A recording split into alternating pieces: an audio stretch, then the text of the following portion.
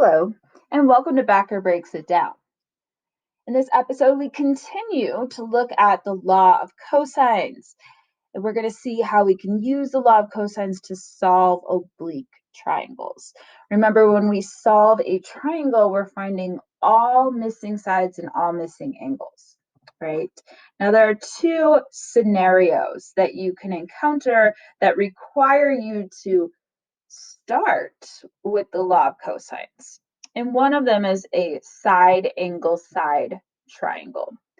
And so in problem 3 here, that's exactly what we're working with because we were given two sides and the angle in between. So we can't use law of sines because we don't have the buddy systems. Like we have to start with the law of cosines. And so that's what we're going to do. We're going to use the law of cosines to find the side opposite the given angle. So in number 3, we're using it to find side BC. Once we have side BC, we'll be able to use the law of sines to find the angle opposite the shorter of the two given sides. Okay, and so in number 3, I would find like angle C in step 2. And then I'll be able to subtract to find the third angle because I'll know angle C, so I can subtract that from 180 and of course angle A from 180 as well. Okay, but we got to start with the law of cosines to find the side opposite the given angle. So let's go labeling our sides. So opposite angle A is side A, opposite angle B is side B, and opposite angle C is side C.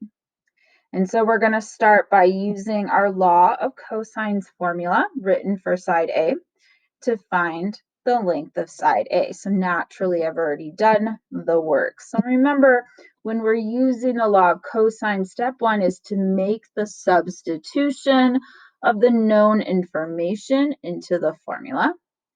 Then you can calculate the results of that. And then, of course, we do need to take the square root of both sides here to get the actual measure of side A. So side A is 34.25. In step 2, it says use the law of sines to find the angle opposite the shorter of the two given sides. All right, so we're talking about angle C. All right, and so that's what I'm doing in step 2 is I'm using the law of sines to find angle C. I've got the buddy system here with sine of angle A and side A. So that's like definitely using that ratio. And then I'm using the sine C ratio because, hey, I want to find angle C. So when we use the law of sines, we cross multiply. So that's what I did. And then we ultimately divide. So I had multiplied 34.25 sine C and 27 sine of 77. And then I ended up dividing both sides by 34.25. I'm going to get a decimal, 0.7681.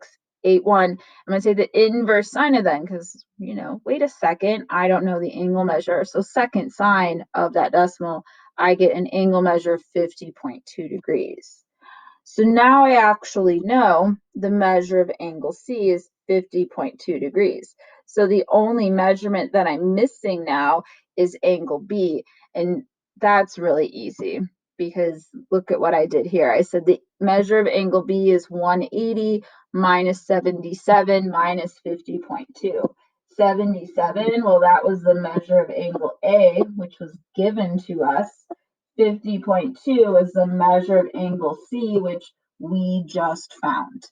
And so you do the subtraction and you get the measure of angle B is 52.8 degrees. Okay. Not bad. The second kind of triangle that you can encounter where you must begin using law of cosines is side, side, side. And it says you must use the law of cosines to find two of the unknown angles. So we can't use the law of sines at all here because something strange could happen. We have to use the law of cosines. We have to use it twice. And so you do have 3 formulas, one written for each angle, right? This one here that I'm showing you is the one written for like angle A, okay?